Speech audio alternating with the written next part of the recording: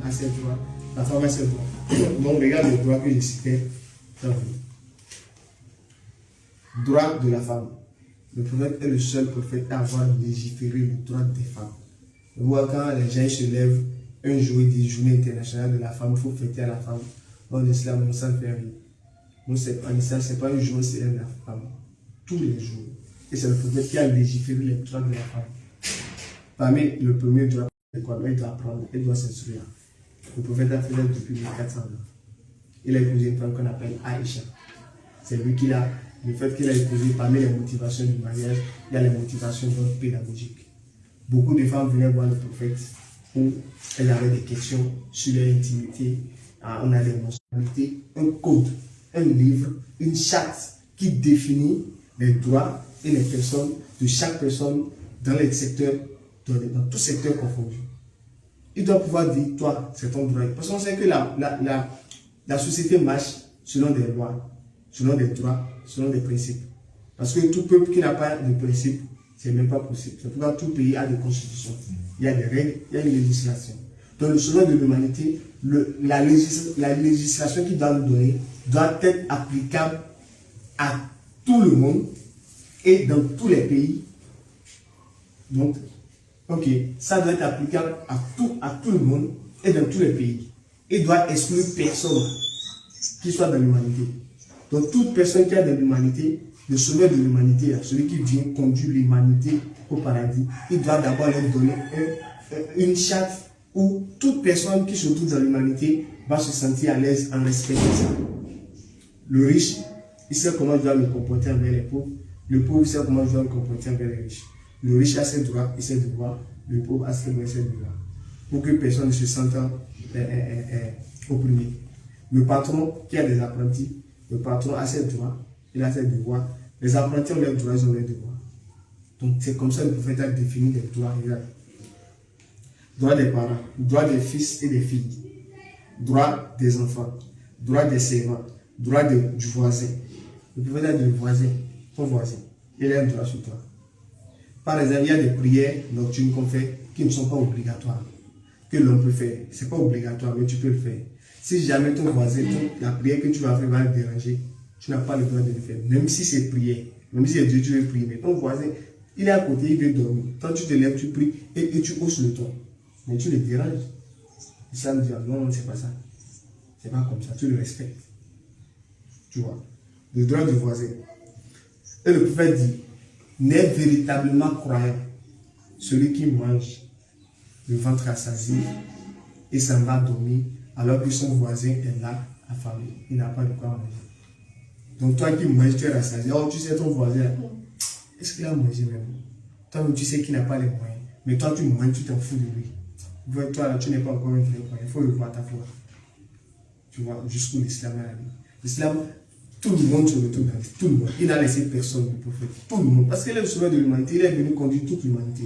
Donc, il doit donner à l'humanité des droits pour que si chacun applique ça, chacun sera à l'aise. On va vivre une vie qui vaut la peine d'être vécue. C'est-à-dire une vie normale sur terre.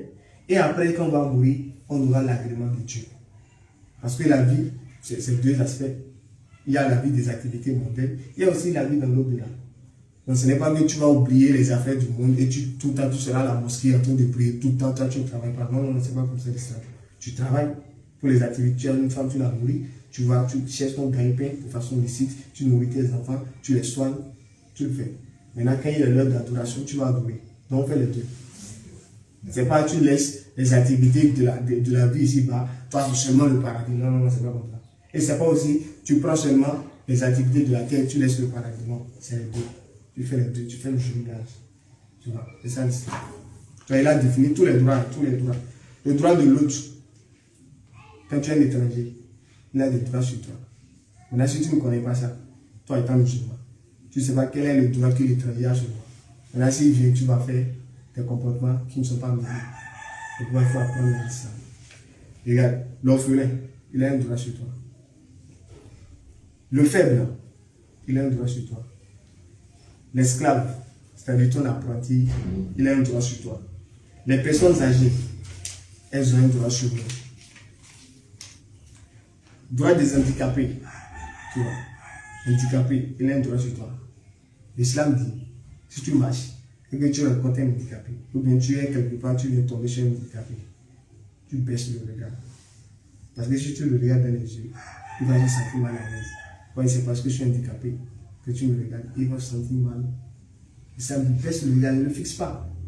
Est-ce que toi, tu aimerais qu'on te fixe en étant handicapé? Tu baisses le regard. Parce que c'est une personne, il faut la respecter. Et si elle est handicapée, ce n'est pas parce que toi, tu es meilleur que lui. C'est Dieu qui a voulu peut-être comme ça. Et ça ne fait pas de toi quelqu'un de meilleur que lui. Donc baisse le regard pour ne pas l'offusquer et qu'il se sente mal à l'aise.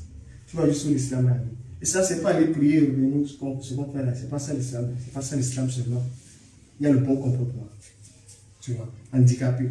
Là, le droit du chemin, la route sur laquelle tu marches, c'est un droit sur toi. Tu ne dois pas jeter quelque chose qui va venir quelqu'un sur la voie. Donc, tout ce qu'on fait campagne de salubrité, on dit, on organise tout ça.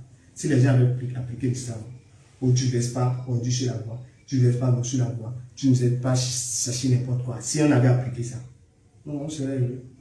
On a dit non, on ne veut pas appliquer la loi de Dieu. Non, on fait ce qu'on fait. C'est pourquoi on ne sera jamais heureux. C'est comme ça. Tu vois, il y a aussi le droit des animaux. Et tu peux imaginer qu'un animal est un droit sur nous. Le prophète a dit quand tu égorges un animal, tu n'aiguises pas le couteau devant lui. Quand tu vas lui faire peur, est-ce que toi tu pourrais supporter qu'on aiguise un couteau devant toi, sachant que c'est avec ça va te tuer? Tu ne peux pas supporter. L'animal aussi, il a une vie, il a une âme. Donc respecte aussi l'animal. Aiguise le couteau caché qu'il ne voit pas. Et si tu dois l'égorger, ne le fais pas souffrir. Aiguise bien le couteau de manière que ça se crée une fois. Tu mets le couteau, pas, tu fais, ça ne marche pas, tu laisses l'animal gîte, tu vas encore aiguiser, tu reviens, tu fais, non, ne fais pas souffrir l'animal. Tu vois l'islam. Et l'islam dit, l'animal, tu peux avoir un animal et le laisser sur le soleil. Et toi-même, tu peux supporter rester sur le soleil. Donc l'animal, si tu ne laisses pas sur le soleil. Si c'est un chien, tu le cherches un autre. Ce qu'il mange, ça te conseille. Et si jamais il meurt affamé, il y a un problème. Parce que tu as laissé un animal. Si tu sais que tu ne peux pas le tenter, alors il ne faut pas chercher à élever les animaux. Tu vois. Donc l'islam vraiment, c'est magnifique. C'est pourquoi nous on est à l'aise. On sait que nous sommes dans une vérité. L'islam, c'est la vérité totale. Et quand on présente l'islam aux gens, pour ceux qui sont sincères, là ils deviennent musulmans, ils croient en Jésus, ils croient en tous les prophètes, ils croient au délégué Mohammed et ils essaient de marcher dans ce que Dieu a dit. Nous ne sommes pas des saints. Moi le premier, on peut faire des erreurs, on peut faire des péchés. Mais si Dieu ne nous pardonne pas, ça ne peut pas aller. L'erreur, le problème, c'est de ne pas faire. Le problème n'est pas de commettre des péchés. Ce n'est pas ça le problème. Parce qu'on ne peut pas. Allah dit, sur la 4:9, j'ai créé l'homme faible. Dieu sait qu'il nous a créé faible. C'est dans cette faiblesse qu'on peut mentir, on peut désobéir. Mais il dit, si vous mentez, vous désobéissez, vous tombez dans les péchés, ne perdurez pas dedans. Mais revenez vers moi et demandez pardon. Tout en étant sincère, tout en regrettant. Et je vous pardonne. Si ça se fait encore avec la suite, vous tombez encore dans le péché, vous levez-vous encore et venez vers moi.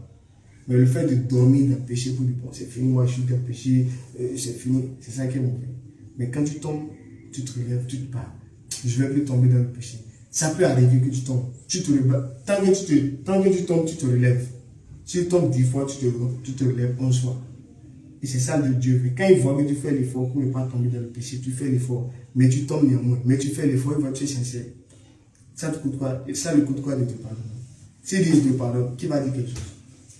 Le paradis c'est pour lui, l'enfer c'est pour lui. C'est celui qui veut mon paradis. Il peut le mettre au paradis sans discussion. Qui va parler? Il est le souverain. La décision lui revient. Quand il veut décider quelque chose, il n'y a pas table ronde. Il n'y a pas conseil des ministres. Où Dieu reste avec des anges, on partage les décisions. Non. Il prend sa décision et on ne l'interroge pas sur ce qu'il fait. Sourate 21, verset 23. C'est Allah qui interroge les gens, mais lui-même, il n'est pas interrogé. On ne va pas dire pourquoi tu as fait de lui la riche, tu as fait de lui pauvre. Qui va lui poser cette question? Tu vois. Donc voici l'islam présenté à vous. En quelques mots, l'islam c'est magnifique. Moi, je vous invite vraiment à devenir musulman avant qu'il ne soit trop tard. Si vous avez